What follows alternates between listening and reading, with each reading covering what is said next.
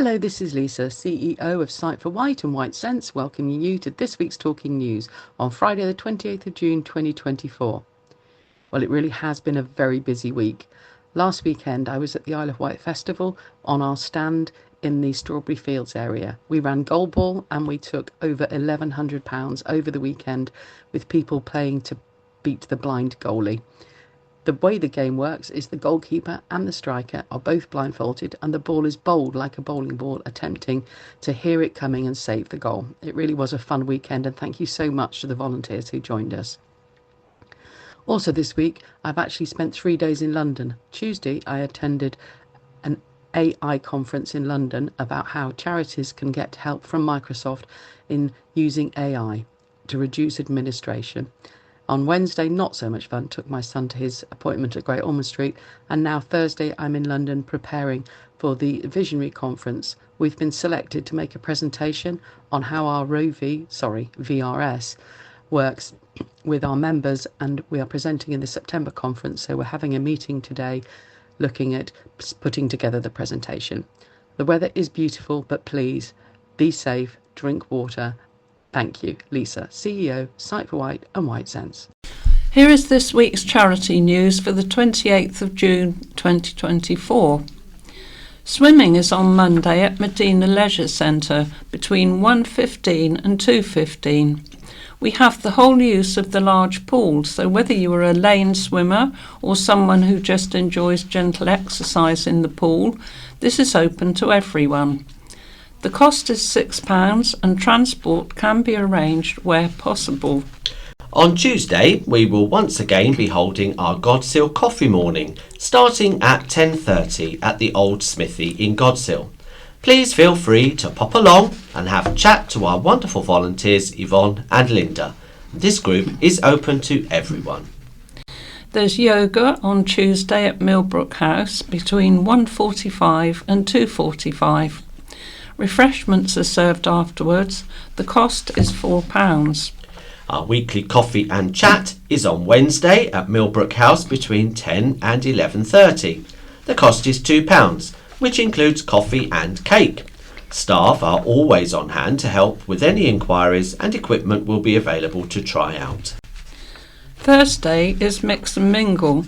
This group meets between 10:30 and 2 p.m. every week. Booking for this group is essential, and at the moment there is a waiting list for people to join. Book Group is a meeting at Newport Library on Thursdays between 2 p.m. and 3 p.m. and this group is free to join. If you like audio books and would like to join the monthly group, please do not hesitate to call the office. The audiobook titles come in CD or memory stick format. Our next Art with Maddie will be on Wednesday the 10th of July. This is held at the Parkland Centre, Ward Avenue, starting at 10 a.m. and the cost is £10 including materials. Maddie is a VI artist and is a fantastic tutor. The next Walk and Talk will be on Friday the 12th of July, and more details of that will follow shortly. We would like to hear from you if you would like to be part of this year's Newport Carnival procession on July the 20th. We are looking for members, family and friends to join us to promote the charity and the work we do here. If you are unable to walk the route, you are very welcome to sit in the minibus and wave to the crowds. Our monthly 100 Club has spare balls available. If anyone would like to buy a ball, they're £2. It is £2 per month, or £24 for the full year. The more balls in the draw, the higher the prize money each month. If you would like to take part in our monthly draw, please call the office, and this is part of our fundraising activities. We are appealing for tombola prizes for our upcoming summer events. If you have anything you wish to donate, please do not hesitate to pop into Millbrook House, or alternatively, please call the office to arrange collection. If you would like to join any activity or want more details, the office number is 522205. This reading from Isle of Wight Radio by Howard is concerned about rising temperatures across the island. An amber alert for wildfires has been issued for Thursday this week, covering Hampshire and the Isle of Wight. Dry and warm conditions increase the chances of fires in the open spreading out of control. The fire service want to avoid incidents of this kind for the sake of our communities, precious nature sites and wildlife. HIWFRS Wildlife Fire Lead Larry Mackrell said, barbecues, campfires and bonfires can very easily spread out of control, and drier, warmer weather increases the risk of wildfires. So it really is vital that people take extra care when visiting our beauty spots and green spaces. Fires in the open can cause significant damage to our woods, heaths and countryside. We all want to be able to enjoy being outdoors, and a few simple steps can reduce the risk of fire. Always discard cigarettes properly, put litter and glass bottles in a bin or take your rubbish home, and please pack a picnic, not a disposable barbecue. These simple tips will also help you to stay safe in the countryside and protected for others to enjoy. Do not discard cigarettes in the countryside. Dispose of smoking materials properly and make sure they're completely extinguished. Clear away bottles, glasses, and any broken glass to avoid them magnifying the sun and starting a fire. Always take extra care if using a barbecue. Only light fires or barbecues in designated areas using the facilities provided.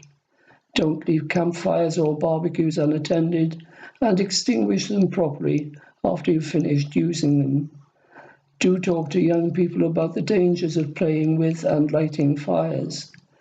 Report any information about illegal fire setting activities and those responsible, and do that anonymously to Crime Stoppers on 0800 555 111. If you do see a fire in the countryside, get to safety and contact the fire service immediately on 999. Don't attempt to tackle fires that can't be put out with a bucket of water. Give a map reference if possible, otherwise give a landmark such as a farm or pub to help locate the fire. Download the What 3 Words app on your phone to help us pinpoint incidents.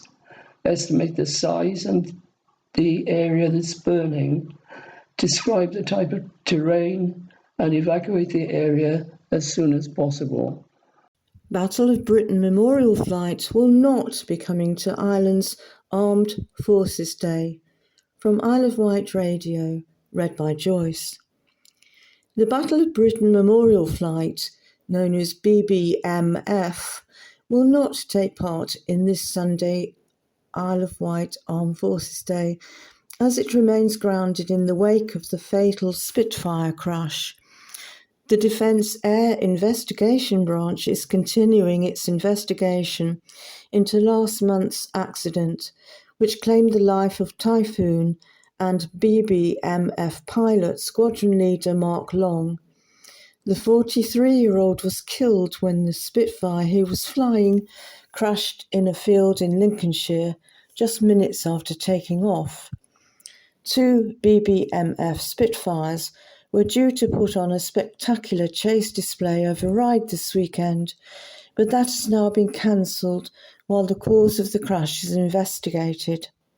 Ian Dorr, Isle of Wight Armed Forces Day organiser, said, "This announcement will obviously resonate disappointment, but safety remains the number one priority. I would personally like to thank the teams at BBMF and the RAF for showing incredible resilience at what is still a very difficult time for all concerned. Our thoughts remain with Squadron Leader Mark Long and his family. People may ask, can we add a civilian aircraft? The fact is, we did try, but even at the time, we're way out of the licensing window, as non-military aircraft are subject to CAA rules. We could have brought in military aircraft with no restriction, but despite further requests, there are none available. It is a shame, but as I say, safety is the priority. First, focusing back on the air activities for Sunday, the red arrows will be thundering overhead at 11:30 a.m, while the Royal Navy parachute display team will be landing on the beach at 4 p.m. Plus, of course, there is much to see and do on the ground. This is Michael reading from Isle of Wight Radio. Ireland's newest Tesco Express store opens in Newport, creating 20 new jobs. Tesco has welcomed customers to its new Express store in Newport, with the doors opened for the first time on Tuesday. Jordan Guest, the store manager, said, "We are really thrilled to be opening this new Tesco Express and begin serving local residents. This express store will be offering a fantastic range of products, from fresh food to meal deals and our bakery. I am delighted to be opening this store with a fantastic team of colleagues, 20 of which are newly recruited. This store will be participating in the Tesco's Stronger Starts grant scheme, which supports schools with some extra financial help to provide healthy food and activities that boost young people's mental and physical well-being. We encourage all of our customers to nominate a school or group for this amazing grant programme. Local schools and community groups are invited to apply for community funding through Tesco's Stronger Starts, Tesco's Blue Token voting scheme, which sees 3 local projects voted by our customers in store every 3 months, with first place awarded £1,500, second place £1,000 and third place £500. The new Express store will also participate in the Community Food Connection scheme, which redistributes surplus food to charities and community groups from every Tesco store at the end of each day. Since its launch in 2016, the Tesco Community Food Connection scheme has donated more than 145 million meals to charities across the UK. This scheme is run in partnership with food redistribution charity FareShare. Each month, more than 1 million meals worth of food are donated across the country. This is Petrina reading from Ireland Echo. Southern Vectis offer free travel for the military on Isle of Wight Armed Forces Day. Southern Vectis is offering free travel for current and veteran military personnel on Sunday 30th of June to mark Isle of Wight Armed Forces Day.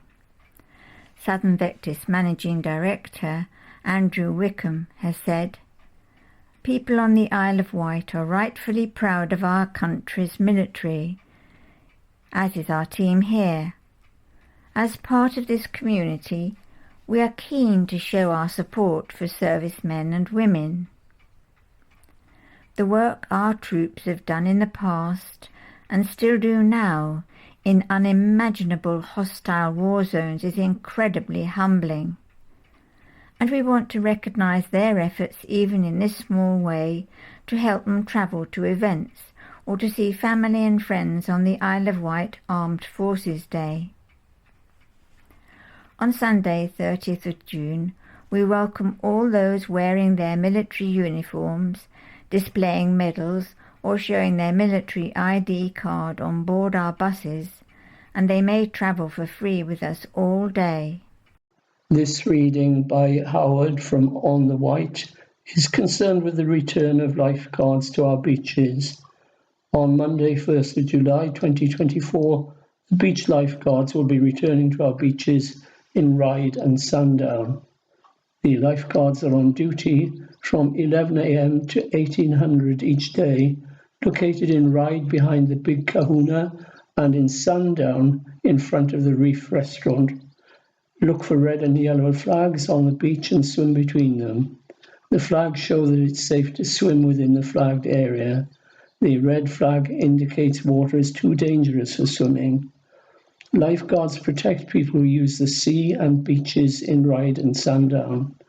Lifeguards also help with first aid, finding lost children, tourist information, enforcing bylaws, enforcing sea bylaws. Additionally, in the summer months, the lifeguard service uses its patrol boat or jet ski. This enforces the sea bylaws and keeps the bathing zone clear only for swimming. Please speak to the lifeguard on duty if there's an issue. Every summer, RBLG's lifeguards deal with hundreds of incidents and save many lives. If you're visiting either Ryde or Sandown this summer, please swim between the red and yellow flags and do come and see us if you need any help or advice. We're also pleased to have beach wheelchairs available at both sites this year for adults and children.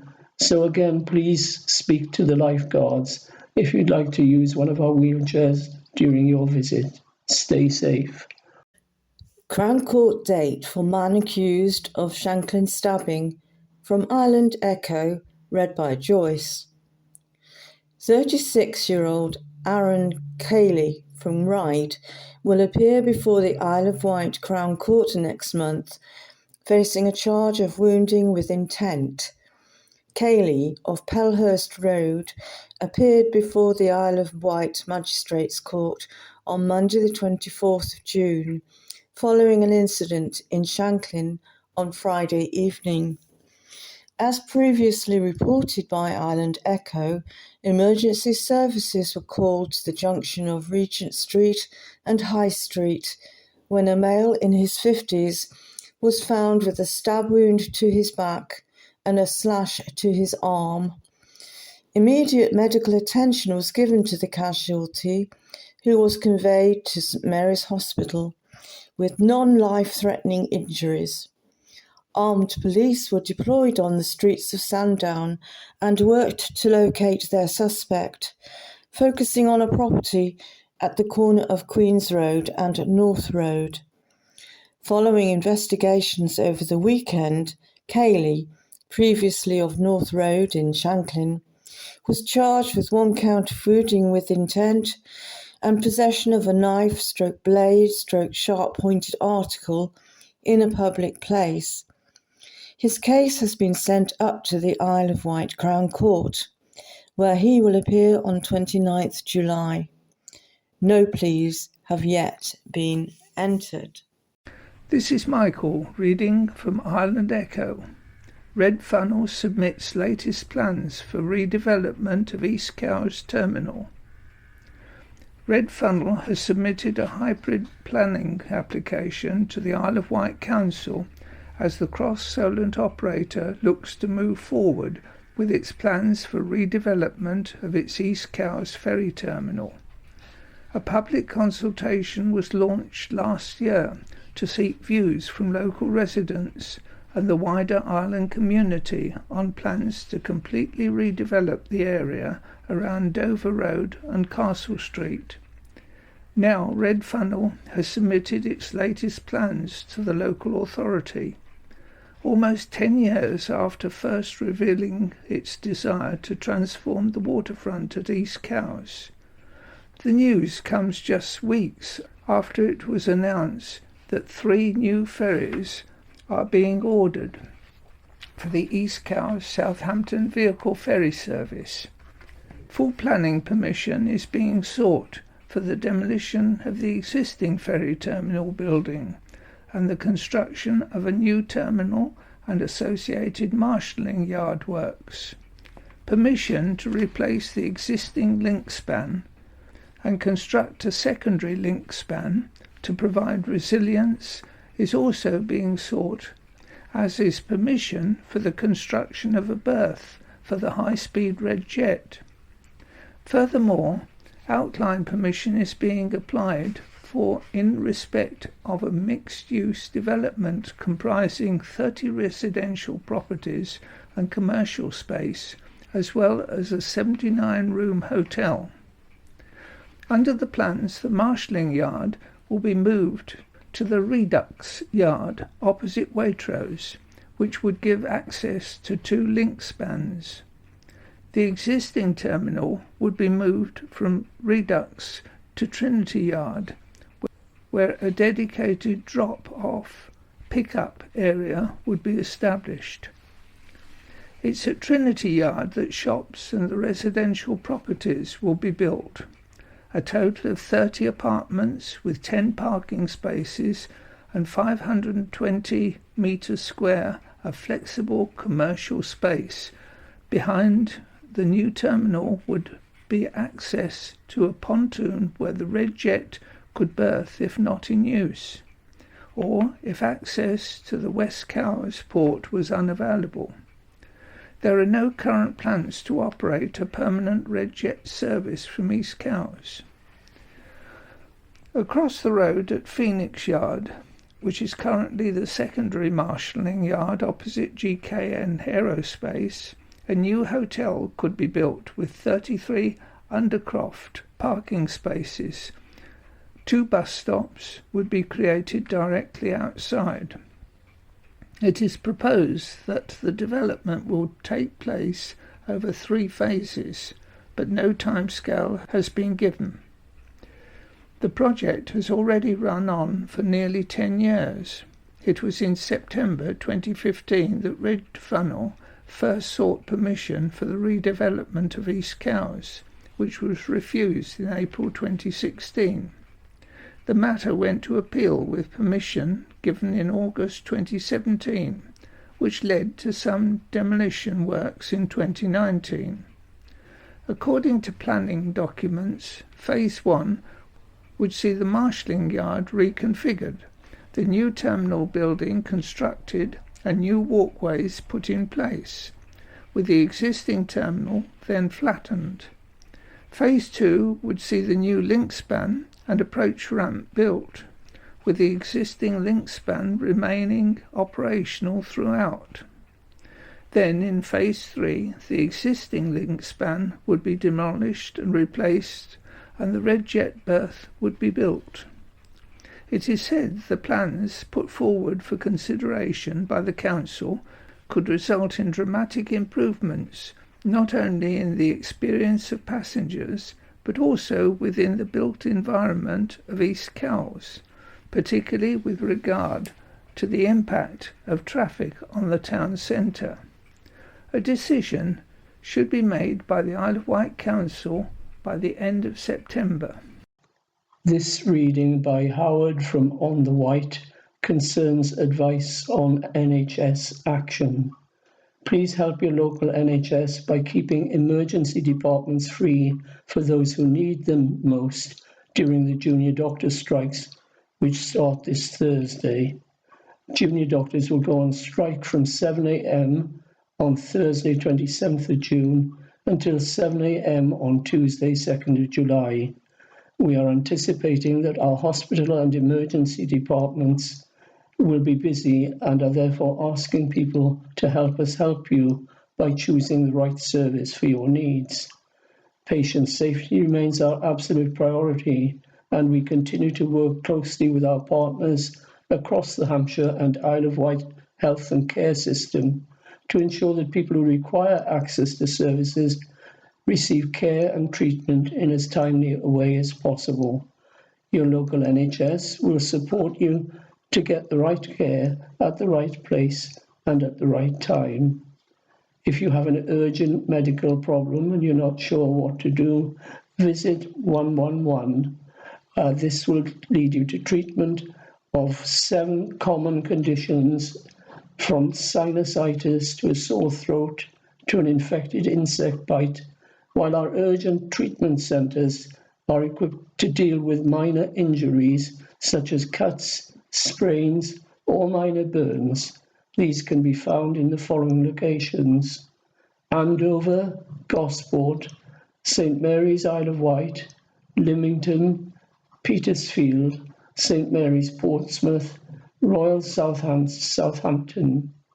Further details of pharmacies and urgent treatment centres can be found here at 111.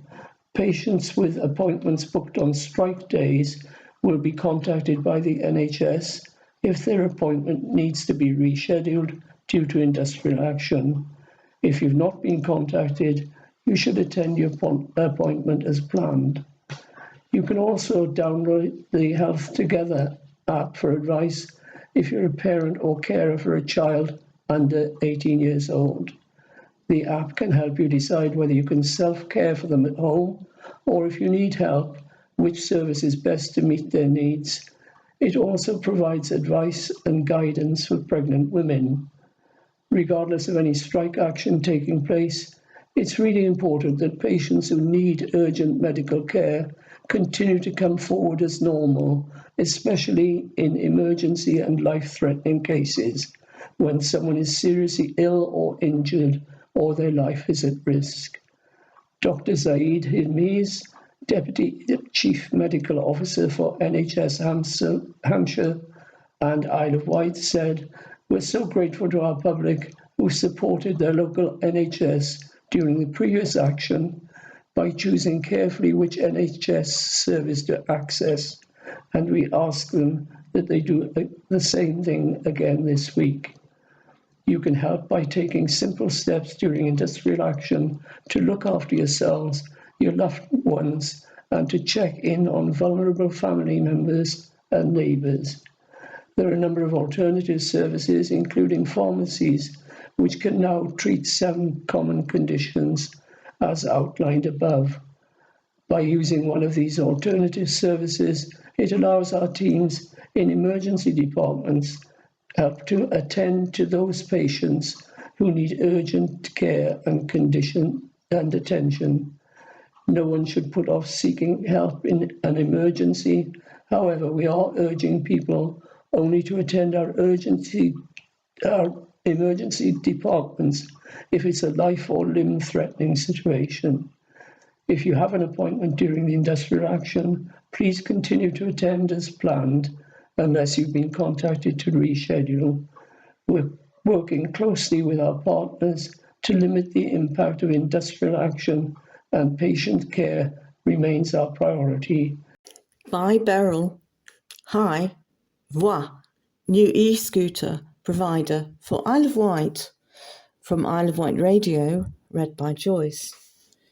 From early July, Voix will be the new sole provider of rental e-scooter and e-bikes in Southampton, Portsmouth and on the Isle of Wight, replacing all existing services operated by Beryl, which for the island will mean both e-bikes and e-scooters.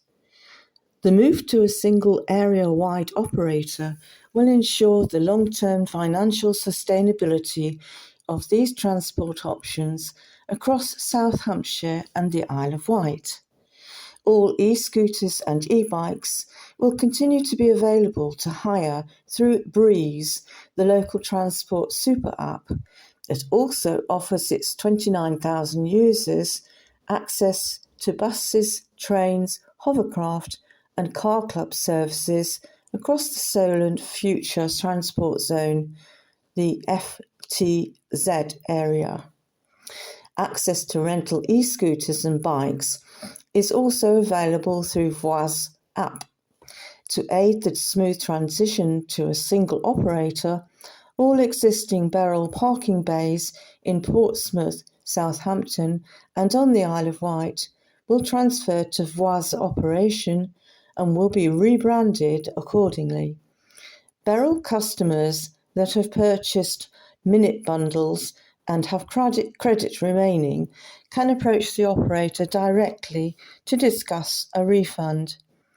The move also means that all future Solent FTZ funded rental bike and e-scooter schemes with any of Solent Transport's partner local councils will be funded and delivered under a single operator. This is the second part of the Talking News, read today by me, Morris. And me, Madeline. Friends distress at response to death. Bereaved friends have hit out at the police following the death of a man in Ventnor Park in the early hours of Wednesday. His body was covered but left lying underneath a tree in the middle of the park for more than 5 hours in searing heat. Despite cordons, passers-by had a clear view from the Park Avenue pavement. The man's distraught friends gathered nearby out of a sense of wanting to be with him, while the police waited for a private ambulance to collect the body. The friends told the county press serious questions need to be asked. One said, "We are distressed at seeing him there with no tent or screen around him. Passers-by are walking past us, stopping and gawping. Children could have walked past and seen him. He's a Ventnor boy, and to be disrespected like this is horrendous."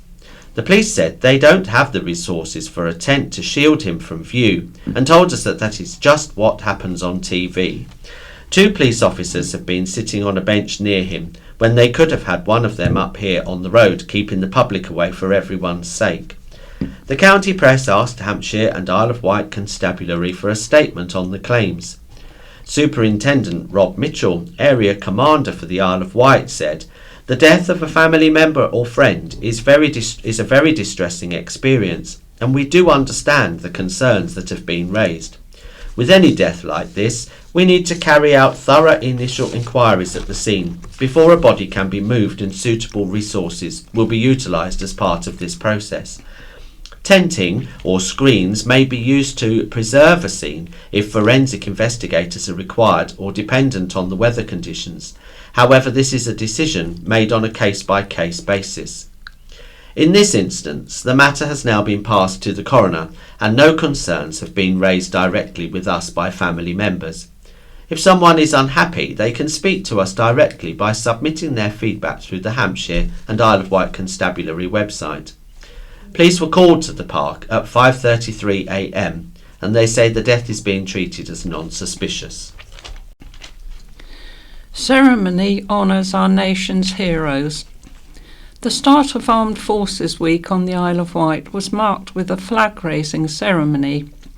Civic leaders and councillors, including the Isle of Wight Council's Armed Forces Champion, Councillor Ian Dorr, together with Council Vice Chairman, Councillor Vanessa Churchman, Deputy Lord Lieutenant Nicholas Alton, and Isle of Wight High Sheriff Graham Biss, gathered for a ceremony held at County Hall, Newport on Monday.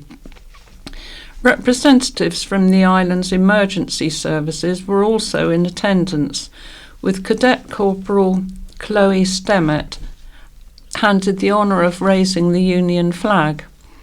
Armed Forces Day is an annual event celebrated in June to commemorate the men and women, past and present, serving or who have served in the British Armed Forces.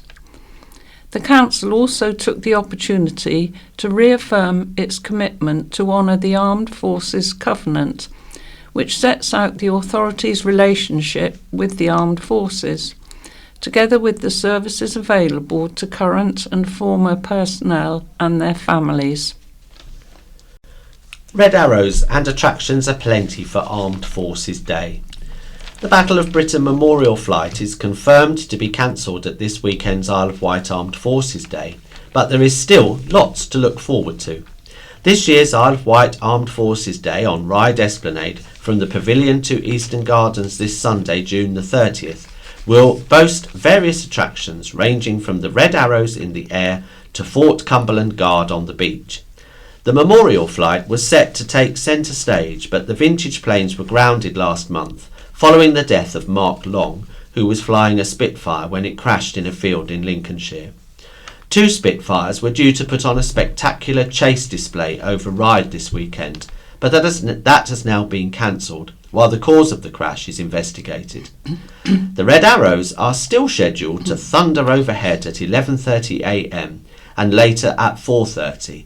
The Royal Navy Parachute Display Team will take to the skies.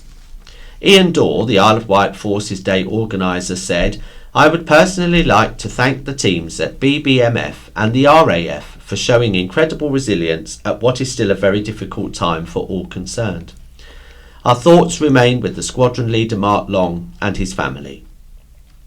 We could have bought in military aircraft with no restriction, but despite further requests, there are none available. It is a shame, but safety is the priority." The main stage found in Eastern Gardens will provide a full programme of music, and the running order is this. At 10:30 a.m. the event opens. 10:45 to 11:15 the Isle of Wight Highland Pipes and Drums in Eastern Gardens. 11:30 to 11:55 the Red Arrows display. 11:55 to 12:30 Marching Parade and Opening Ceremony in Eastern Gardens. 12:30 to 1 live music from Jack Nicholson on the main stage. 1 to 1:30 Vectis Corps of Drums in Eastern Gardens. 1:30 to 2:30 Fort Cumberland Guard Display, DS on the beach. 2:30 to 3:30 live music from the Vintage Trio, Eastern Gardens. 3:30 to 3:45 Vectis Guards Mortar Display, DZ on the beach. 4 to 4:30 Royal Navy Parachute Display Team Drop, DZ on the beach. 4:30 to 4:45 the closing ceremony in Eastern Gardens. 4:45 to 5 background music and close in Eastern Gardens. Sunthing up as exotic fish pays a visit. A rare summer visitor to the Isle of Wight, the ocean sunfish, has been spotted and snapped off Gurnard Bay. In the UK, sunfish may be seen between June and September and are most often spotted off southwest England. The fish species, known scientifically as mola mola, was photographed in the Solent by County Press reader Amy Ferrier last Thursday. They can grow to an average length of around 6 feet and have no tail, but can grow up to 11 feet long and weigh up to 2.5 tons. The species is also harmless to the public. Its identity was confirmed by marine expert Tim Ferrero of the Hampshire and Isle of Wight Wildlife Trust.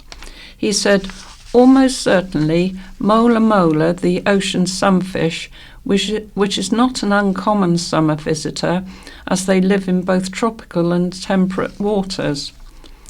The sunfish may have been following jellyfish, which is one of the primary foods. They do not eat jellyfish, and they also tend to turn up in our waters in numbers in the summer," added Tim. Do eat jellyfish. "I believe there are also records of sunfish eating eelgrass, a type of seagrass. The north of the island has some very important protected meadows." Amy, who sent in her pictures to the County Press, said, "It's not every day you find a sunfish in the Solent. It was off Gurnard when we sailed past it. Although there is no definite evidence to suggest the sunfish sighting is linked to climate change and a rise in sea temperatures, research has shown the warming of the oceans is clear. As a result, sunfish sightings in British waters may increase in the coming decades." Iconic waxwork saved for posterity, writes Zach Saunders. A much loved and iconic waxwork of child chimney sweep Valentine Gray has been saved by 5 island women. They clubbed together to pull off a heartwarming rescue mission to save the famous former Braiding Waxworks figure, successfully bidding for him at HRD auction rooms, paying £650. The iconic figure of the little boy chimney sweep had remained in the former Waxworks Museum, with most of the previous figures auctioned off when the building closed in 2010. When actress Hannah Nixon saw Valentine was up for auction, she was quick to rally a group of friends to save the figure, including historian Joanne Thornton and filmmaker Rowena Amos. Hannah said, "Like many locals, I have vivid childhood memories of visiting the Wax Museum. Seeing the little boy stuck down the chimney has always stayed with me. I felt as an islander and a mother, his story could not be lost once the museum had closed. It's such a tragic tale and an important part of our history. Children today need to know about it." The wax figure of the little boy was originally found on the top floor of the museum. Visitors peered down a replica chimney to see a soot-covered Valentine climbing up inside. It depicted the true story of orphan Valentine Gray, a chimney sweep who died at the hands of his master in 1822 for failing to adequately clean a chimney. His tragic death, aged just 10 years old, prompted the Climbing Boys Act, a landmark piece of legislation that prohibited anyone under the age of 21 to be forced to enter chimney flues for sweeping. It was a significant step in the fight against child labour.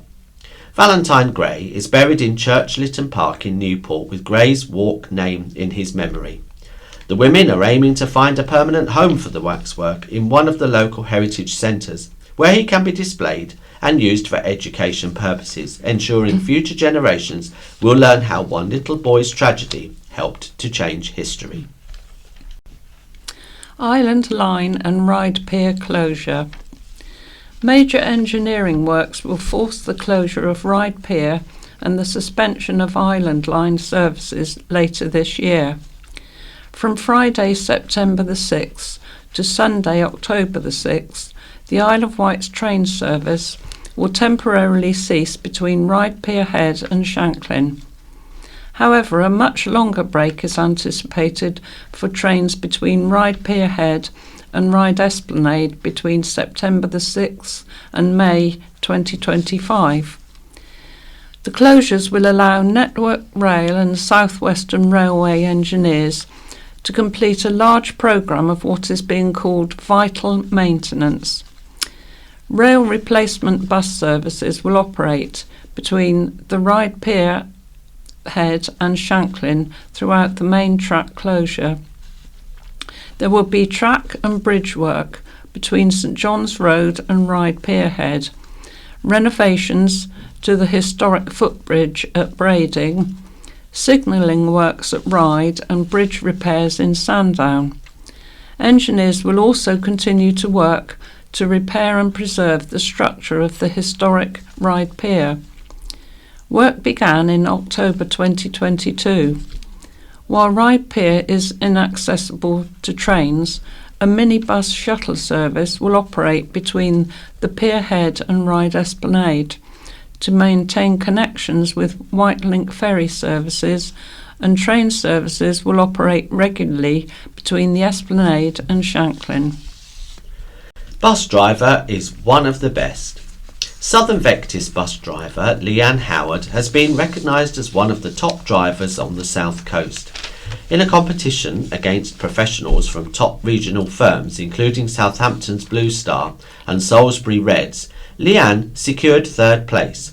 Judges awarded her for her professionalism, exceptional skills during manoeuvres and overall stellar performance. The prize included £250. With over 5 years' experience in the industry, Leanne, known for her excellent customer service, works primarily on the Island Breezer and Coaster services.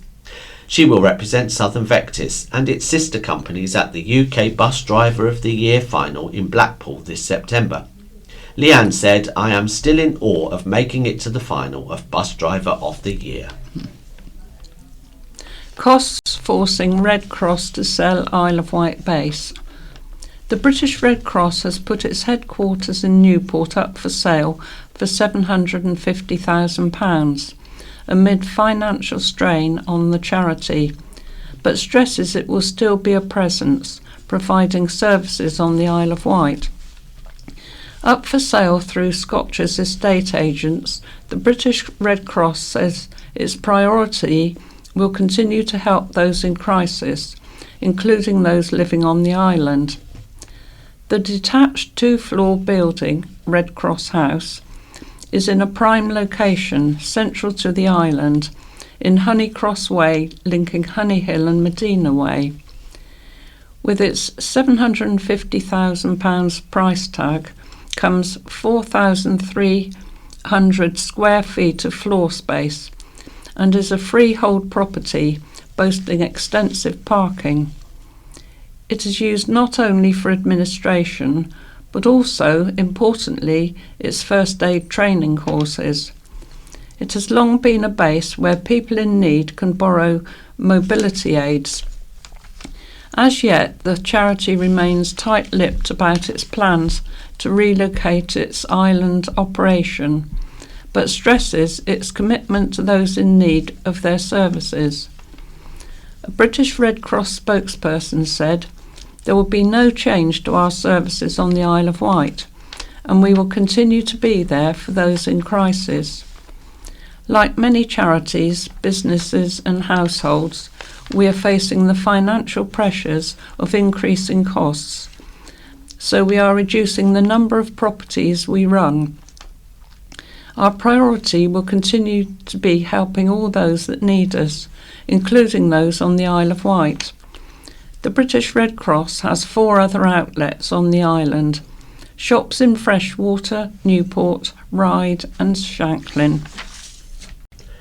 The David Hyde Asthma and Allergy Research Centre at St Mary's Hospital has received a pro-interactive educational tablet. Funded by the Friends of St Mary's, who donated £4,178, the tablet will offer a welcome distraction for young people attending the centre. Nurse specialist Emily Reid proposed the tool after seeing its benefits on the children's ward. Emily said both interaction tablets have been kindly donated by the Friends of St Mary's.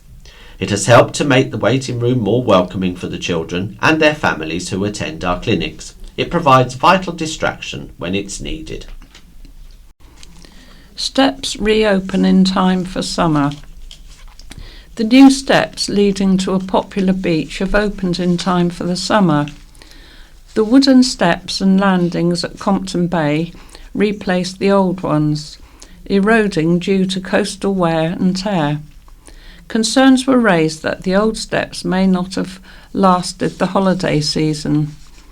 The Isle of Wight Council's Public Rights of Way department led the project, funded by an Access for All grant provided by the Isle of Wight National Landscape, formerly Isle of Wight Area of Outstanding Natural Beauty. The new steps provide safe access to one of the island's most popular beaches, enjoyed by many islanders and visitors all year round.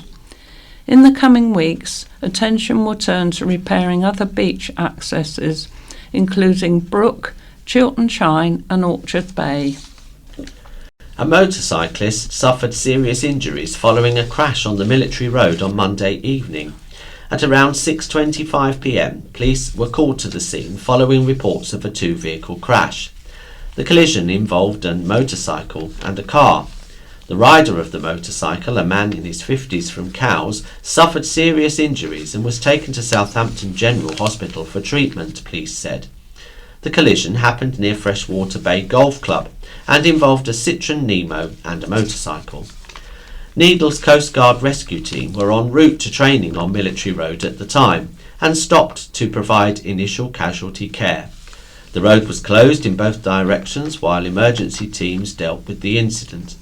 A spokesperson for the police force said, "If you saw either vehicle on this road around the time of the collision, witnessed the collision itself, or have any information or dash cam footage that may assist our investigation, please call 101. Challenge to mark 250th year on the Isle of Wight. Pittis estate agents will set to notch up 250 hours of community work this year in celebration of its 250th year on the Isle of Wight. The island's long-standing property company announced the launch of the 250-hour challenge, an initiative that sees agents involved in volunteering, marathon running, fundraisers and other helpful activities across the island. This includes organising beach cleans, helping in shops such as Kissy Puppy's Sophie's shop in Newport, and setting up branch charity days. The estate agency has always been proud of its relationship with Kissy Puppy, and an island charity dedicated to supporting local families, children and young people. Neil Piper, Senior Operations Director at Pittis, said, "At Pittis we understand that our responsibility extends beyond homes. For 250 years we have been deeply rooted in this community, and the people of the Isle of Wight are at the heart of everything we do. The 250-hour challenge is our way of reaffirming our commitment to the well-being of our community and continuing the legacy of giving back that has defined us for centuries. Pittis is encouraging any organisations and individuals that need volunteers to reach out and ask. Its agents are looking forward to assisting in various ways, such as helping in shops, cafes, or on gardening projects.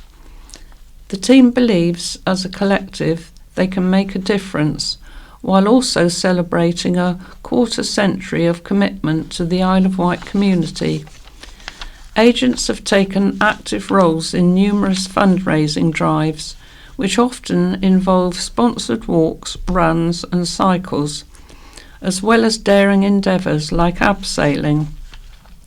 One forthcoming bold adventure is a wing walk for Mountbatten. The team is no stranger to community support. In 2023, in response to the cost of living crisis, Pittis team supported Isle of Wight food banks. Meanwhile, team member Joe Wright also completed an island-wide walk in support of the White Brainy Bunch. New rental e-scooters roll out. New public e-scooters and e-bikes will soon be arriving on the island after company Voi replaced Beryl as the provider for the region. From early next month, Voi will be the sole provider of the rentals in Southampton, Portsmouth and on the island. Solent Transport said the move to a single area-wide operator will ensure long-term financial sustainability. All e-scooters and e-bikes will continue to be available to hire through the app, Breeze and Voi's app. All existing Beryl parking bays will transfer to Voi's operation and will be rebranded accordingly. Beryl customers that have purchased minute bundles and have credit remaining can approach the operator directly to discuss a refund. As part of the expansion, Voi plans to upgrade its e-scooter fleet in early 2025, introducing its latest model, which offers improvements in durability and efficiency. All future Solent FTZ-funded rental bikes and e-scooter schemes with any of Solent Transport's partner local councils will be funded and delivered under a single operator. Since rental e-scooter, bike and e-bike schemes launched in the Solent area, more than 208,000 people have hired the vehicles, taking over 3 million trips and travelling more than 7.3 million kilometres. Isle of Wight Festival 2024 is over, but 2025 dates are announced. As the dust settles on Isle of Wight Festival 2024, tickets for next year's event go on sale today, that's Friday. Isle of Wight Festival 2025 will take place between June the 19th and 22nd, organisers have confirmed. Early bird tickets are available to buy from 12 p.m. This year's event welcomed 55,000 revellers who turned out to watch headliners The Prodigy, Pet Shop Boys and Green Day. From the main stage in the sunshine to the packed-out tents dotted all over the site, revellers were there to enjoy everything the festival had to offer at Seaclose Park. Now, after the confetti has settled, new drone images show the site being packed away for another year. Aerial images show the main stage and attractions have been taken down, with the food stalls long gone. Some of the various tents, including the Big Top and Electro Love, were still in place on Tuesday when the images were taken. Visit the County Press's website to view our extensive coverage of this year's event and see hundreds of photos of acts and festival goers. Alongside the headliners, we captured Zara Larsson, Blossoms, Simple Minds, Natalie Imbruglia, Beverly Knight, McFly, Jessie J, S-Club and many others. Drivers ignoring one-way system. After vehicles were spotted ignoring the one-way system through Whitwell last week, drivers were being reminded of temporary traffic arrangements. Major roadwork to replace a damaged sewer at the Graben on Newport Road in Ventnor means the road is shut for at least 2 weeks. With Leeson Road also being closed due to a major landslide in December, a significant diversion route is in place. Motorists should enter Ventnor through Whitwell via a one-way system. To exit Ventnor, you will need to drive via Knighton and Chale. However, residents of Whitwell say drivers have been ignoring the one-way system through the village. One person told the county press they feared it could cause an accident. A diversion end sign placed near the church was also adding to confusion among drivers. Island Road said, We've had reports that diversion signs for the Southern Water work at Newport Road in Ventnor are being moved or ignored, particularly on the one-way route through Whitwell. If signs are moved, please report to SW's emergency line on 0330 303 0368 and quote WCS 501 0585. When the county press went to check out what was going on, at least 8 vehicles drove the wrong way down the one-way system within about 5 minutes. Truck seized after police spot youngsters in back. Isle of Wight police seized a pickup truck in Ryde after spotting 6 young passengers in the back without seat belts and discovering the vehicle should not even be driving on the road. The pickup truck, a Mitsubishi L200, was seized on Apley Road. The force revealed the truck was carrying 9 passengers in total and the vehicle was not taxed and had no MOT. The vehicle has been seized and the driver was sent walking home, said a spokesperson for the force. We had a bit of a shock when we were driving through Ryde to see 6 young people sat in the back of a pickup truck in front of us. It's busy in the towns and officers are out conducting proactive patrols. Simple Minds legend shares the love. If there is a better organised festival than the Isle of Wight, we have yet to play it, said Simple Minds frontman Jim Kerr after the band's headline performance on Sunday night. The Don't You Forget About Me singers have heaped praise on organisers and music fans following their unforgettable performance. Frontman Jim Kerr had crowds singing to the band's classics including Alive and Kicking and Promised You a Miracle. Taking to Instagram after the show, Jim said, "The gods were with us yesterday. The sun shone brightly throughout. Even warmer still was the reception given to our brief set. Thanks to the huge crowd for singing along. We reckon it might have made 1 or 2 new fans also yesterday." What else to say? Thanks to the promoters for giving Minds the opportunity. If there is a better organised festival than the Isle of Wight, we have yet to play it. Well done to all involved. The Scottish Rockers were the penultimate act on the main stage, with Green Day bringing the curtain down on this year's events. Charity CEO nominated for making a difference.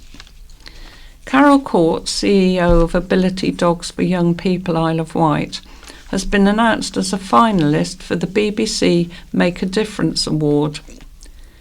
The recognition is for Carol's commitment and contributions to the community for the past 12 years. The charity, founded in April 2012, has witnessed Carol's influential role in its development and success.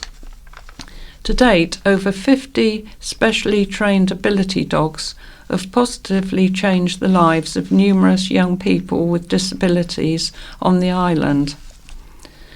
The dogs provide critical, practical and emotional assistance to children and young adults struggling with disabilities like cerebral palsy, autism, diabetes, epilepsy and anxiety. Carol and her team carefully pair each dog with individuals based on need, offering a customised support system. Over the next 4 weeks, Ability Dogs for Young People will highlight Carol's work through their social media, including the recent successful Able Dogs Gala weekend and Fun Dog Show event. Carol said, "I'm honoured and humbled to have been selected as one of only 4 finalists for the BBC Make a Difference Animal Award, one of 32 finalists across 8 categories. However, I must pass on all the credit to the team who have supported me every step of the way. The volunteers, some of whom have supported from the charity's formation, give immeasurable time and dedication to support the charity, and for that I am eternally grateful. The team works across the charity, with the dogs and puppies fundraising and raising awareness. A specialist team support the recipients through every step of their journey. With their ability dog and without them, we would not be able to function. I pass on all the credit to the ability dogs. They, all of them, have changed lives. They have made a difference. Some have made a huge positive impact from the start, and others made small changes along the way." The executive head teacher of 2 Isle of Wight schools and a 6th form has left his role as part of major changes. Matthew Parr Berman has notified the governing board of Medina and Carisbrooke colleges of his decision to step down. Interim executive heads for both schools and the Island VI form are in the process of being appointed. It comes as the federation behind the schools, the Isle of Wight Education Federation and IWEF, prepares to disband. From July the 1st, the schools are also becoming academies within HISP Multi-Academy Trust. Richard Bridgeford, Chair of Governors at the IWEF, said the interim team will ensure a smooth transition for our school staff and most importantly our children. He said, "We wish to thank all our staff for their professionalism during this period of significant but we believe ultimately positive change. We know they will focus on what is fundamentally important to us all and that we deliver excellent education to the students in our care and focus on moving forward." Amanda Parry, CEO of HISP, said no schools would close as a result of the changes. It is understood that Karen Begley will stay as Deputy Head Teacher, Head of School at Carisbrooke. Meanwhile, Phil Pearce-Jones will continue as Deputy Head Teacher, Head of School at Medina College, and from September will also take on the role at the Island VI form. Dave Mumford is no longer the head of school at the 6th form, the county press has been told. A statement from Ms Parry said the HISP Multi-Academy Trust has been providing support to the management teams at both Carisbrooke College and Medina College during the journey along the pathway to transitioning the 2 schools into the trust. During this time, the schools as Foundation Trust supported schools have both remained under the control of the federated governing body, with oversight from the local authority, and any questions about the 2 schools should be directed there. HISP is committed to transitioning the 2 schools into the trust on July the 1st, 2024, and once transition has been completed, we look forward to continuing the work with existing staff, children and the parent communities to create an educational environment for them all that delivers the results that they deserve. There are no plans to close either of these schools. Crop ruined in huge blaze. A fundraiser set by a woman in aid of struggling local farmers affected by a huge fire which ravaged one of their crop fields hit her £2,500 target within 3 days. Emma Davies posted her plea for the community to help on the Isle of Wight Community Information page on Facebook following the fire in Appleford Road Chale last Thursday evening. Kind-hearted Emma, who set up a GoFundMe page for her farming neighbours, went on a mission to raise £2,500 to help them. 5 teams of firefighters, a water carrier and Land Rover were sent to the scene. The smoke could be seen as far away as Culver Down as it drifted northeast from Chale. They are some of the loveliest people we know, always willing to help out. I am heartbroken for them and want to do something to help, she said. Any donations made will go to help take off some of the burden of work, hay and money lost to ease their troubles at this horrific time. And now we're moving on to white memories and nostalgia. Rescue volunteer with decades of service puts it all down to the team. The County Press's latest community champion is a familiar face, a search and rescue stalwart who has dedicated so much of this time to saving people in crises. Dean Terrett has been volunteering with Frontline Emergency Services for 24 years. He qualified as a Special Police Constable in 2000 and spent 10 years in the force. The number of officers on the Isle of Wight is relatively small, and the police often struggled for resources to go out looking for high-risk missing people, said Dean. This, as well as losing 2 of my close friends to suicide, is one of the primary reasons I decided to get involved in land-based search and rescue. Dean went on to found Isle of Wight Search and Rescue, WhiteSAR, in 2011. The team started as a small initial response team, IRT, in 2008, as part of Hampshire Search and Rescue. Back then, the team would undertake immediate search tasks while other resources travelled to the Isle of Wight by ferry, said Dean. In 2011, the team had developed enough that Dean and his team decided to apply for independent status. WhiteSAR was assessed by the national body and successfully joined Lowland Rescue as a standalone unit in October 2011. Over the past 12 years, the team has been involved in countless searches for high-risk missing people, and their immediate intervention has been directly responsible for saving many lives, said Dean. The most rewarding part is finding someone safe and reuniting them with their loved ones. One of the most incredible things I have ever done with my life is to give another human that chance to talk with someone. I am an advocate for promoting the importance of mental well-being. The highest number of call-outs are associated with this. Many people feel they cannot speak out, that they are struggling, afraid of the stigma or being judged. The more of us that are aware, the easier it is to look out for signs within our workplace, our family and our friends. When Dean isn't out with WhiteSAR, he's working a full-time job as a global distribution sales manager. He said, "My role sees me travel a lot, but I'm very fortunate to have an amazingly talented team around me, looking after everything WhiteSAR related while I'm away." Earlier this year, Dean was honoured to receive a British Empire Medal for services to search and rescue on the Isle of Wight. In May, he was invited to the King's Garden Party at Buckingham Palace alongside partner Jane. He described it as an amazing experience and one he will never forget. Today, WhiteSAR has more than 30 qualified and dedicated volunteers who make themselves available every day, every hour, to support the police and other agencies in searches for high-risk vulnerable missing people on the island, said Dean. "I am hugely proud of what the team has become.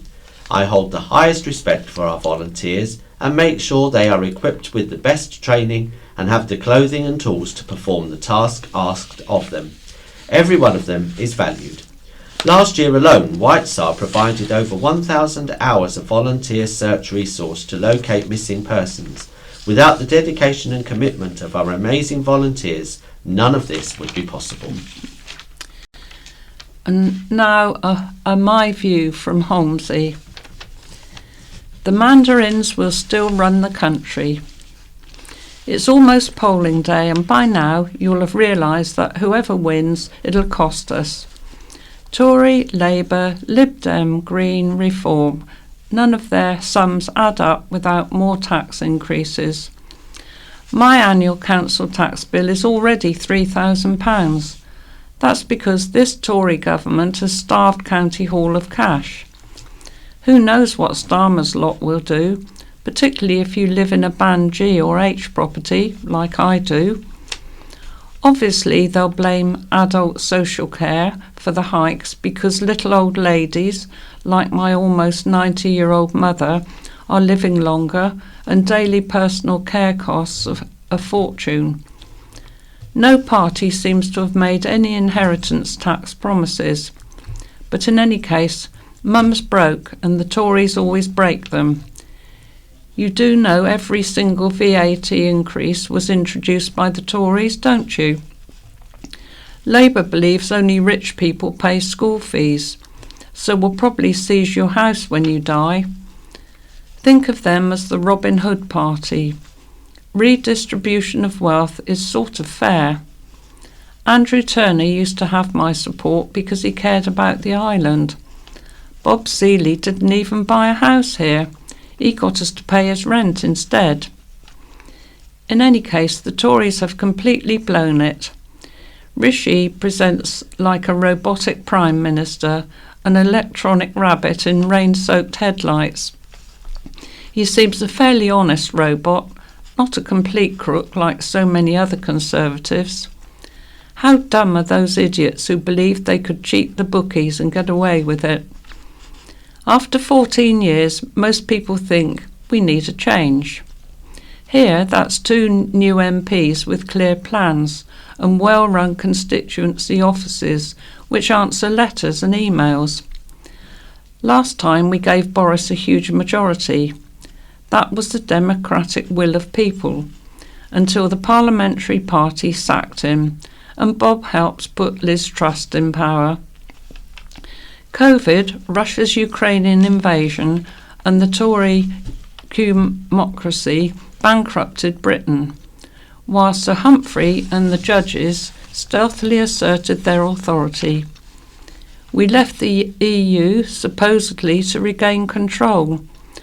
Post-Brexit, I assumed our elected sovereign government could get on with running the country, but the ruling party have become mere human shields, there to take the blame for failures of Whitehall bureaucrats.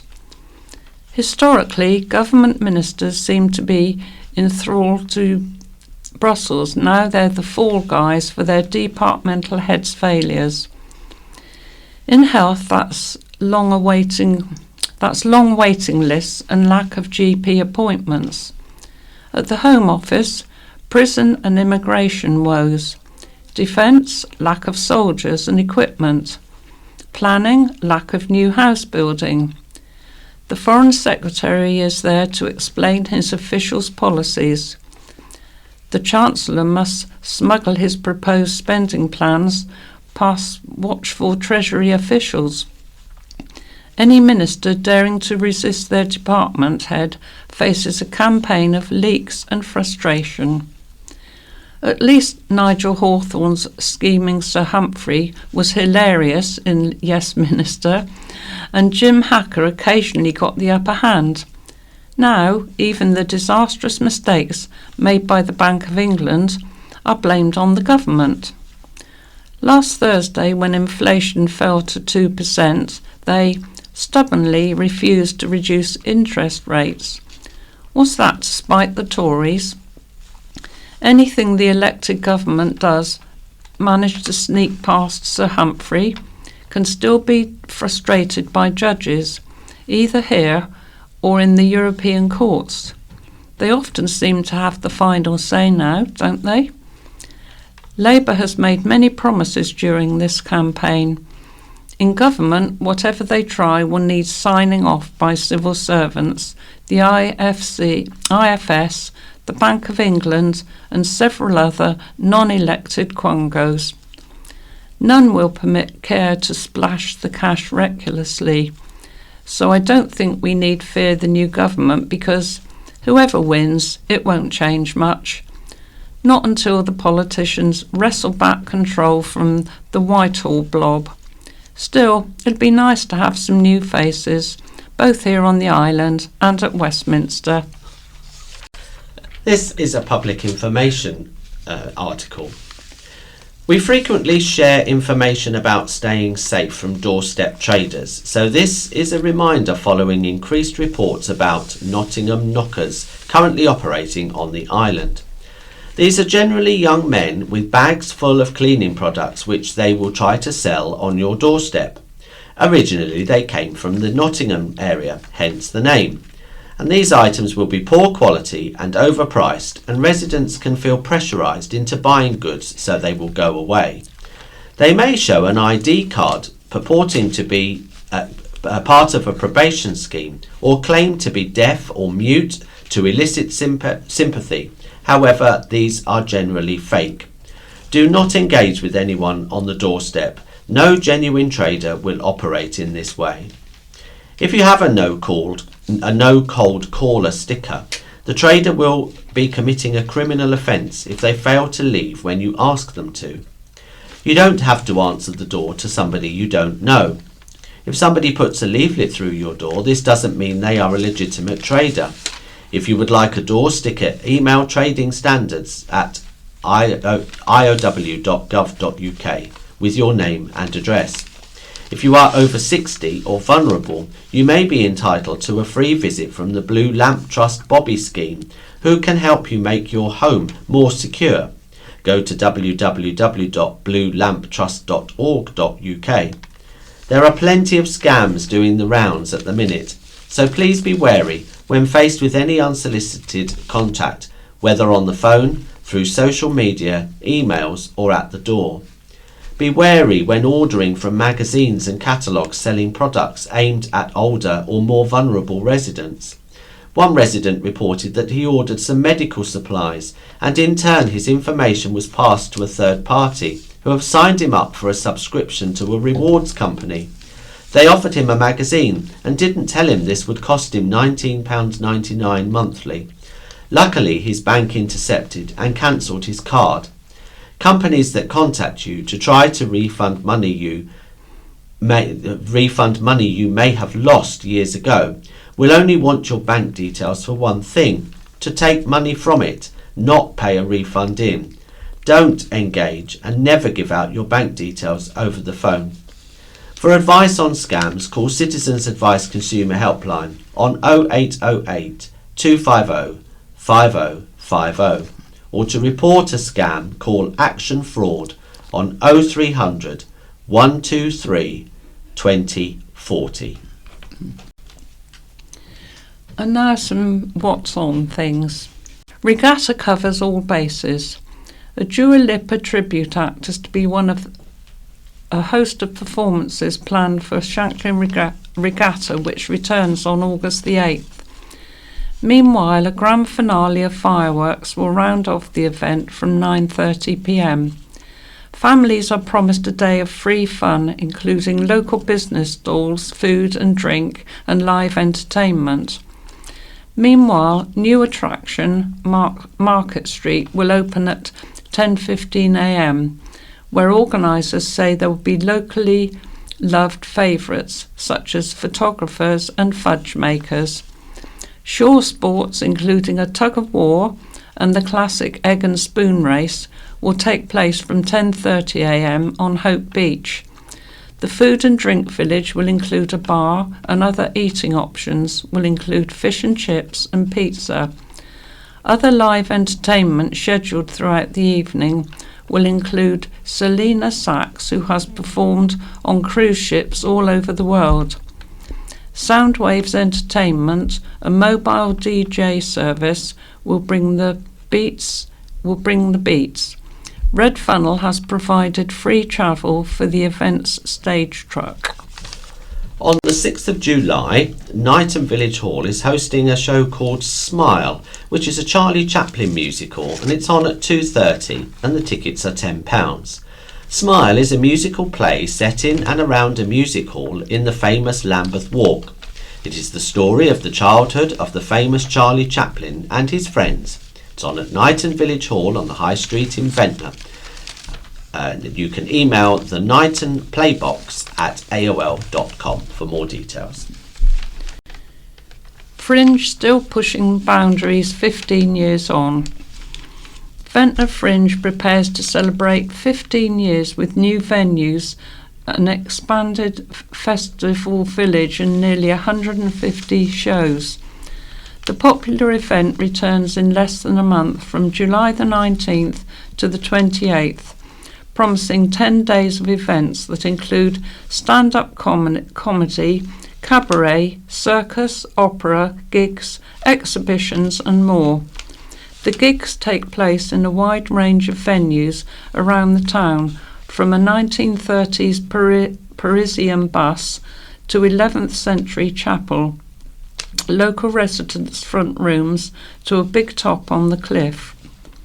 Despite the disruption caused by road closures, some of which are due to reopen before the festival, the team are optimistic for this year's event.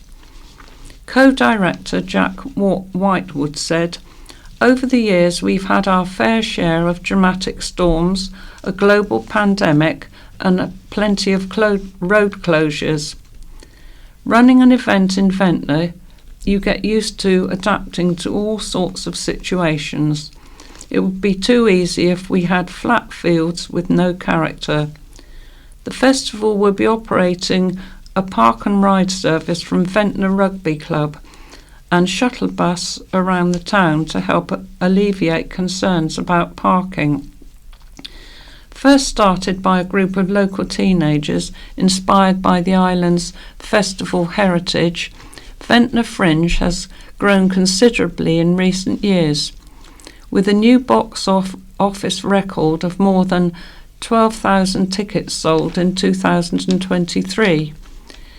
Its dates at the end of July offer artists a final opportunity to test out new material before heading up to Edinburgh for the world's largest arts festival. And just like its namesake, artists at every stage of their career can apply to take part.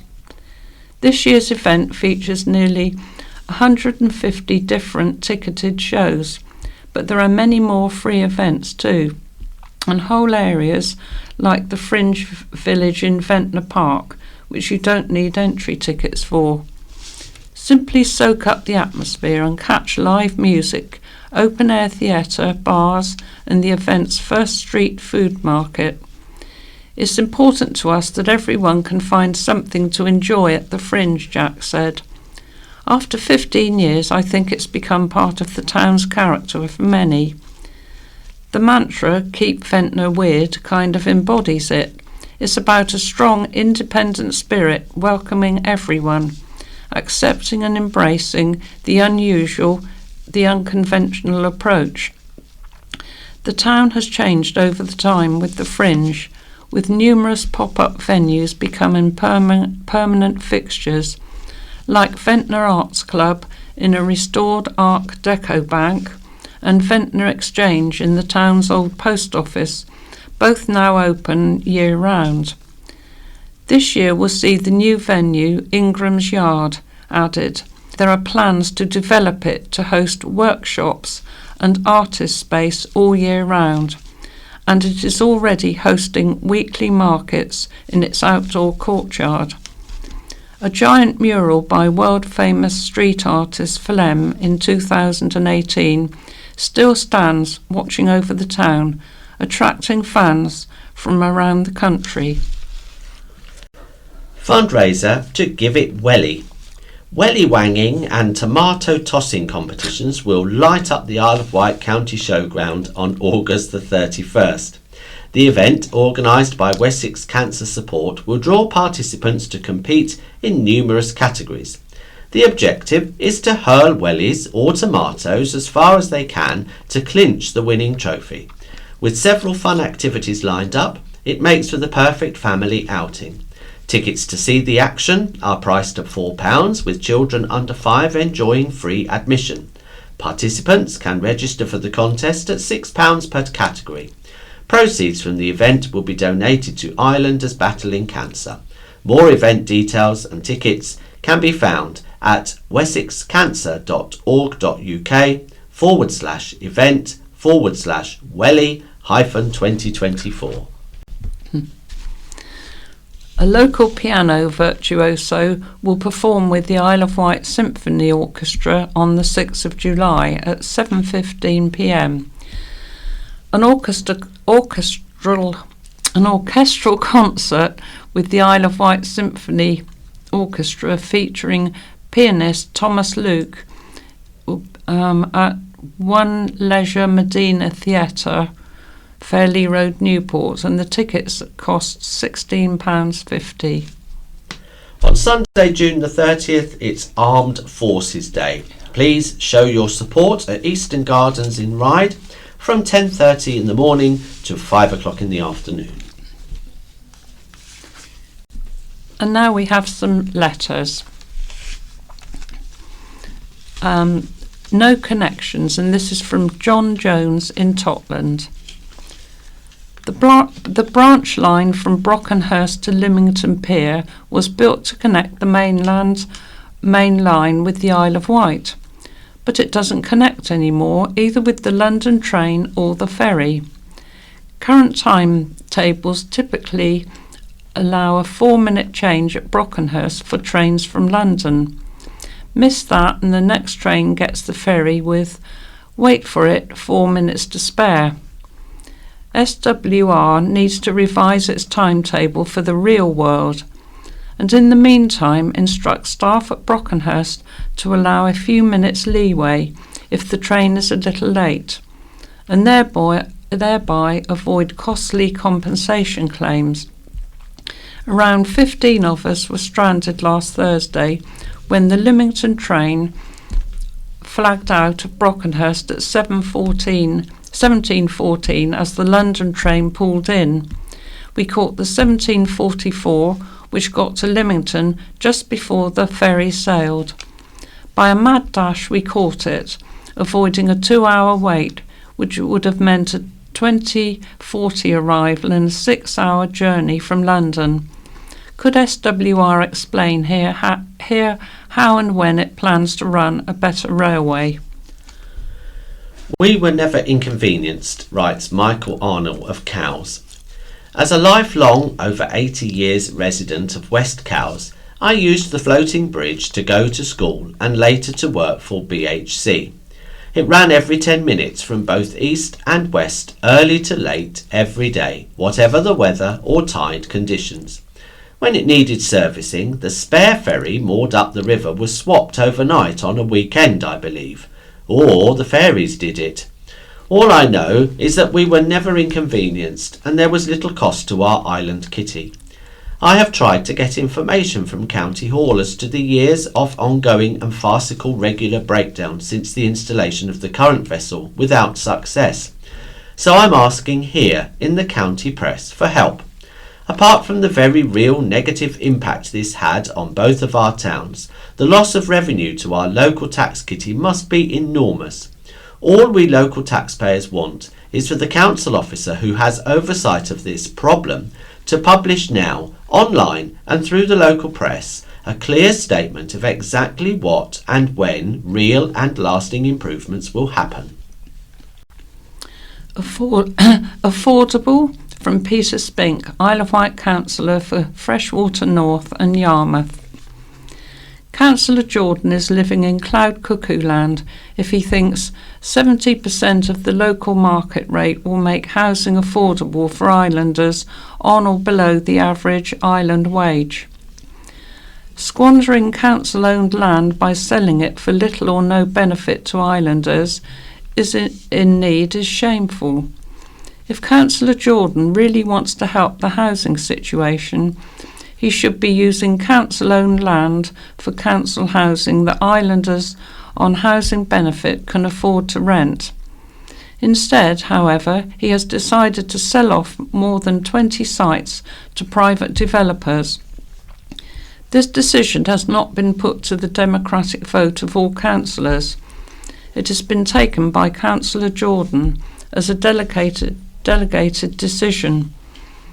If previous land deals are anything to go by, councillors and the public will not be told the intended sale price on the grounds that it is commercially sensitive. Not even the council's scrutiny committee is allowed to know. The public should be told how much of their money is being spent by Councillor Jordan and the benefit, if any, the public will receive. Day out ruined, writes Graham Lelliot of Lancing in West Sussex. I was very much aware that the Isle of Wight festival was taking place between June the 20th and 23rd. However, I didn't realise how much of an impact it would cause in ruining our family day out.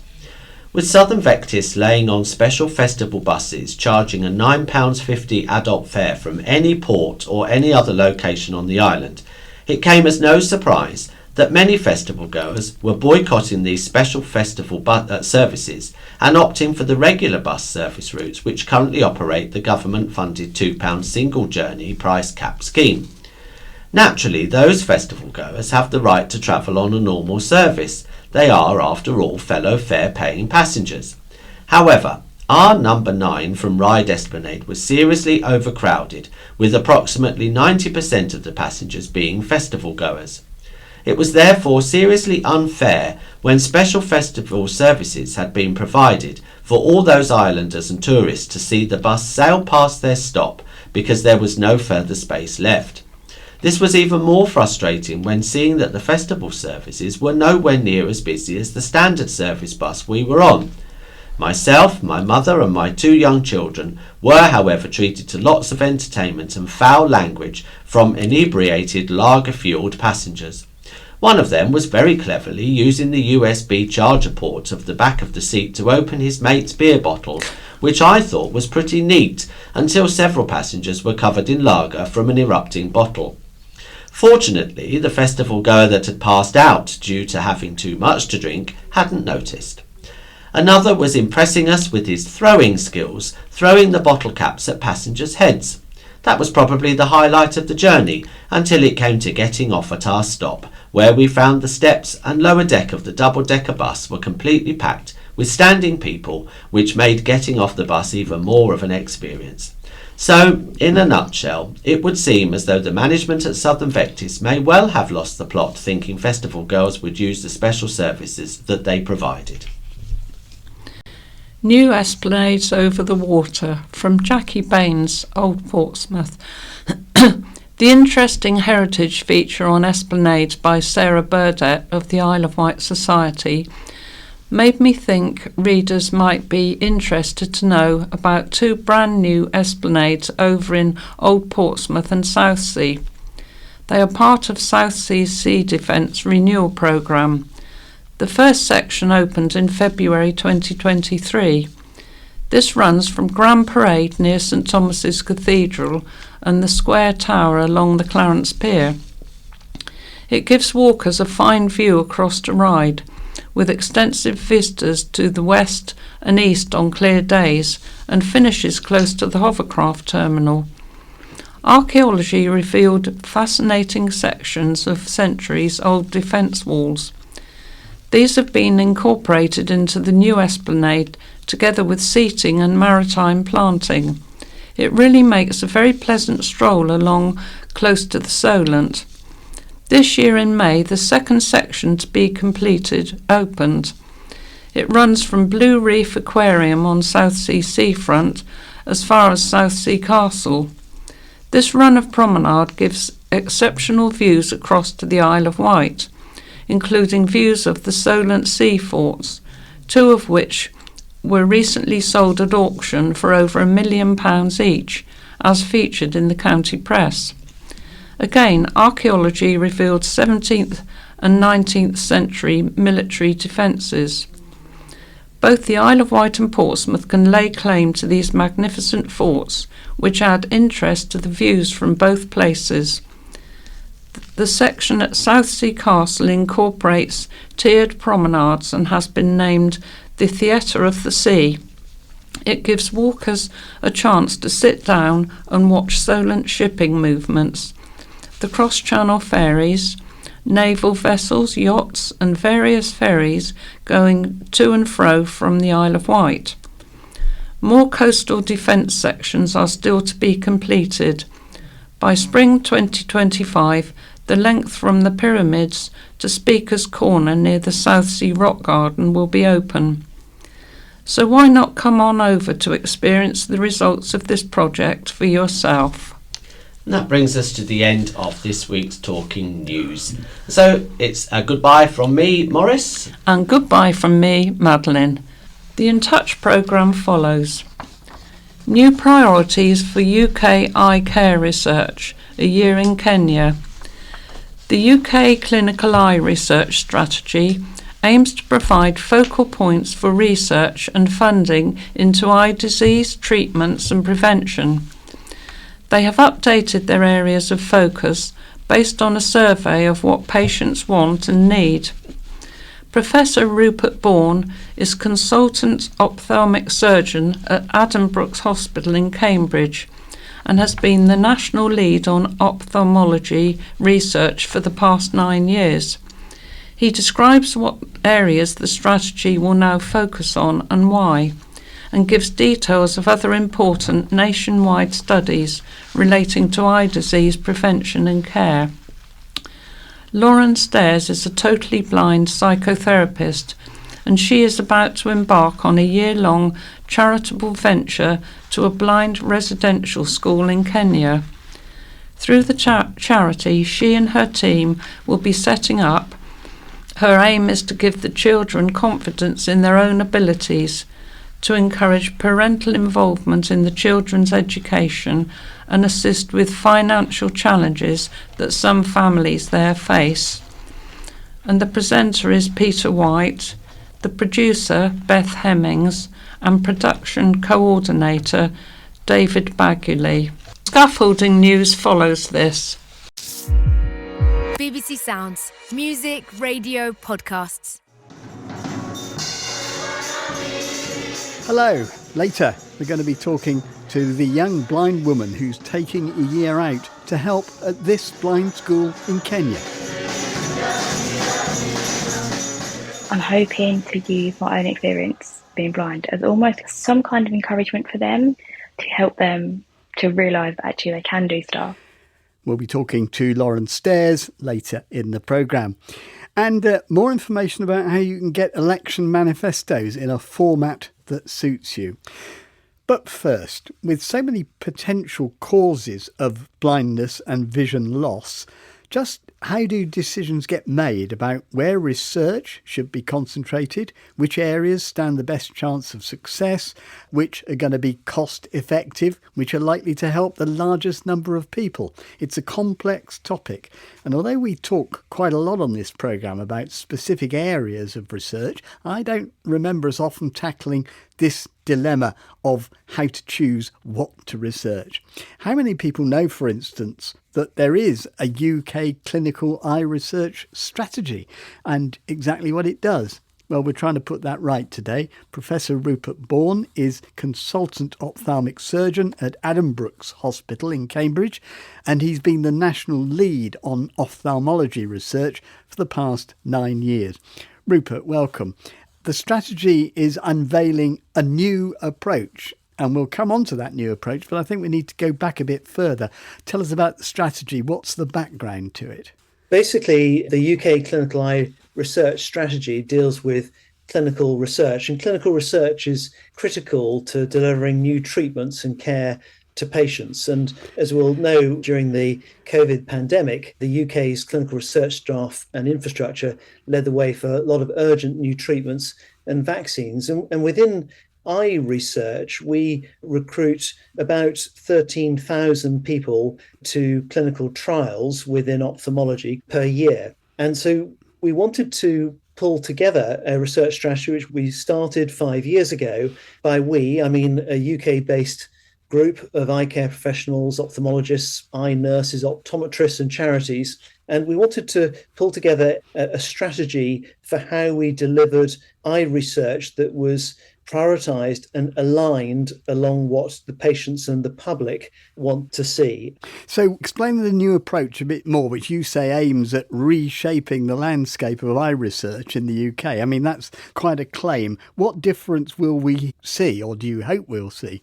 Well, there's some important things that we've already started work on. One of those is to refresh the research priorities for the UK. So there's a thing called the James Lind Alliance, which is a group which helps put together research priorities involving patients and the public and healthcare professionals. And that was done about 11 years ago. We were concerned that those priorities needed to be refreshed. So that was the first thing, is to launch a survey, which we've just published on, involving 2,000 individuals who responded. That has given us clear steer in terms of what are the main research priorities that across lots of different eye diseases, such as age-related macular degeneration, the biggest cause of vision impairment in the UK, but also glaucoma, cataract, and childhood disorders, to name but a few. And most of our respondents were interested really in prevention, diagnosis and treatment. These were particularly important. And so if we can have research pipelines that answer those questions with studies that are inclusive. A lot of studies, they tend to exclude individuals who can't get access to care or particular types of ethnic group. If we can improve the inclusiveness of our patients up and down the country in research trials, we can make a big impact and also bring in more in the way of research funding, which is desperately needed for clinical eye research in the UK. Bluntly, don't most people want researchers to concentrate on the form of eye disease that they're suffering from? I mean, although many may have, heard of glaucoma, I think that accounts for just 7% of sight loss cases. I mean, what are the criteria? Are you looking for more concentration on the kind of conditions that affect more people? Or is that very much a blunt instrument approach? No, I think that's a very important point. I mean, certainly we do need to focus on the most common vision impairing diseases, but a lot of those sorts of diseases occur in much older age groups. And there are other diseases such as inherited diseases of the retina, which occur in younger age groups, and children also suffer with eye disease, may have many decades to live and to benefit from new treatments or delivery of treatments at an early age. I mean, I'm just hearing the complexities. I take the point that you say some conditions affect children and therefore you're looking at how many health years this might affect. But that might sound to some older people that you're not so concerned about them. That might appear on the face of it to be the case, but that isn't the case. And one has to make a judgment based on the overall burden of disease that occurs across the life course. And certainly we're aiming to do research which reduces the disability associated with vision impairment across the life course. That's our intention. Now, there is another national study taking place, one that aims to tackle and understand better the unmet need. Just explain this a bit more. I mean, how much unmet need do you think there is? Presumably we're talking about people who've got problems and they're not recognised? Yes, that's right. So there's a national study called the UK National Eye Health and Hearing Study, and this is going to be the first prevalent study. In other words, a study across a randomly chosen selection of people aged 50 and above across the population.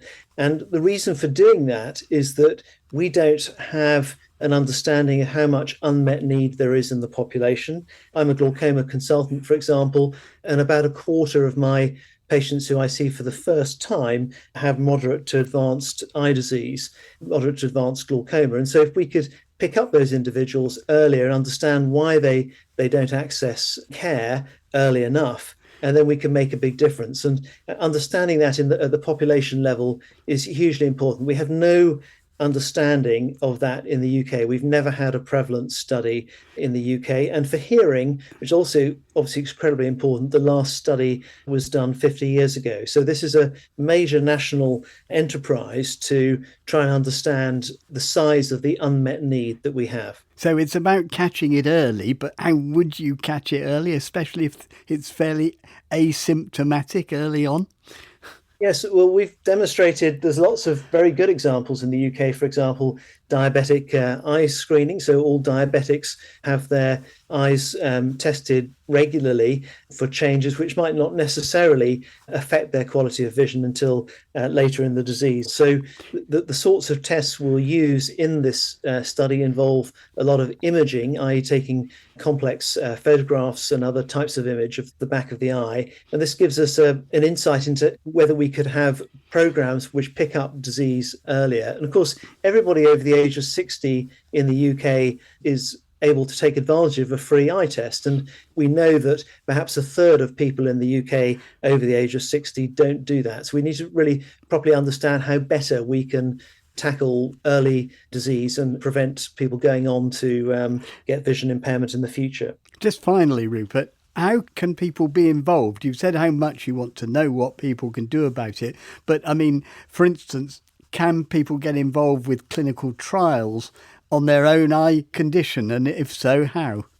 Certainly, yes, people can get involved. There's a very good website called Be Part of Research. And Be Part of Research is a portal by which you can put in the name of the disease that you're struggling with, and it will tell you where the studies relating to that particular eye condition are taking place around the UK. And there's some good information on that website about the particular types of disease. So I'd encourage people to do that and encourage people to ask their hospital eye departments when they're there whether they can take part in trials, because now every eye department in the UK is doing at least one clinical research study for the NHS. OK, Professor Rupert Bourne, thank you very much indeed. Now, a quick bit of information on where you can find accessible versions of the party manifestos for the upcoming general election. The situation is still fluid, I think I can say, evolving anyway. But as we record this programme, we are aware that some of the larger parties have already produced braille, audio and accessible PDF versions of their manifestos. You can get those via the party websites, but the simplest way to obtain information about what formats are available and from where would be to contact the RNIB's helpline. The number for that is 0303 123 9999, or if you prefer to email, helpline@rnib.org.uk. Now, meet Lauren Stairs. Now, Lauren is a totally blind psychotherapist who's about to spend a year at the Kibos School for the Blind in Western Kenya. She spent time at the school last year and became convinced while she was there that given more time, there were ways in which she could help with some of the school's problems. Things like the lack of specialist equipment after the school had lost much of its funding for that, the poverty of some of the families of the children who attend, and also family attitudes to blindness involving superstition and stigma. Lauren joins us. First of all, why this school? And how did you get involved? So I've been wanting to volunteer for years, but didn't think it'd be possible. And then I got talking to a lady who put me in touch with a different charity, who then put me in touch with somebody who found the school. It is a very long story. Regarding why this school, it's the school that were good enough to let me come over and experience it firsthand. So I guess the why is why Kenya and why volunteer. And I guess that's just because if you can help, then my motto is you should. And that was kind of my mantra going over. How are you able just to take time to do this? Because, you know, you've committed a year to this. I'm assuming as a psychotherapist, you're earning a living. How are you managing to do it? Yeah, a lot of saving. And I'm hoping to still work online while I'm out there. I have got some online clients that have agreed to stay on while I'm out in Kenya. So tell me what it was about the experience when you were there last year that made you want to come back. Honestly, it was the children. I work with children here in my day job, but I've never experienced anything quite like it. They had so little, but were so happy and positive. And I thought, you know what, they're missing out on so much with regards to, as you said in your intro, the technology, the living in poverty. Something was just drawing me back. I'm hoping to use my own experience being blind as almost some kind of encouragement for them, because although they're happy, a lot of the children have a really negative self-belief. So my draw was to help them to realise that actually they can do stuff, you know, not that I'm perfect at doing everything, but they can do more than they even realise right now. Is this a boarding school largely? Are most It is a boarding school, yeah. So all the children are residential and they go home for holidays. But even that's tricky because of the poverty. Like even the parents paying for transport to get their children home and to school again, you always have that kind of horrible feeling in the back of your head of, you know, will these children come back? Just explain a bit more about what it is about some of the family situations that concerns you. Primarily, it's the level of poverty, just purely because of the economic difficulties that Kenya's facing and the flooding. And before the flooding, there was droughts. So it's incredibly extreme. In addition, children and adults with disabilities or additional needs, there's a real negative perception from families because families need children that are going to grow up and work and support the family. Now, a lot of these families don't realise how capable their visually impaired children are. If we look at it from an economic perspective, they're looking at it as my child won't be able to work and support the family and like provide for themselves. So they are left at the bottom of the pile when it comes to handing out resources and stuff. So their school fees aren't prioritised. You know, basic needs aren't being met. Is this the way their own families look at them, or is this something that you think is perceived within the community? Sadly, both. Not every family looks at their child like that. With regards to the wider community, that is absolutely still a problem. There is education, so slowly, those misconceptions are changing, but it is incredibly slow. And I'm not for 1 minute saying that I'm going to be able to walk in there and fix everything. I mean, mainly I'm going over there to learn and to help where I can, right? And I am privileged in that I'm in a position to be able to go over and learn. But what I'm hoping to bring to the table is empowerment for the children. We've already held a Parents' Day on Friday because a lot of the parents don't get involved in the children's schooling, so they don't know what their child can do. So we held this day with the hope of kind of empowering the parents to show them they are doing academic work, they are learning life skills. So by going over there, I'm hoping to really kind of connect with the parents and bring them into their children's education. The school do try, but again, it's limited resources. And with us setting up a charity, we are in process of setting up, which is called Friends of Kibos School and Community. We are hoping again that it's another platform for the parents to get involved with their children's education and just to see that a disability is not as detrimental as they might think.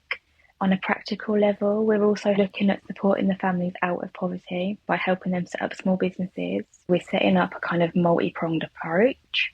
We are trying to cover children's school fees because without paying the school fees, the children can't go to school. It's that simple. And this is presumably why sometimes the children don't come back, because they can't afford the money. Yeah.